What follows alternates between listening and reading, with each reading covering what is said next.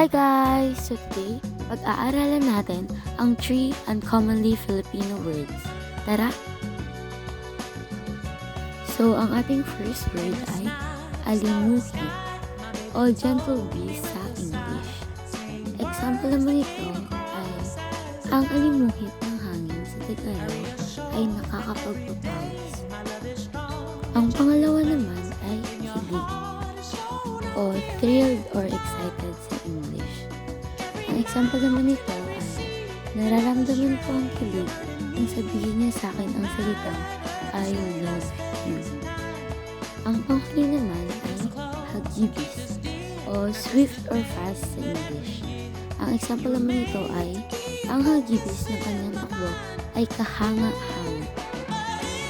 Yan lang. Salamat sa lahat.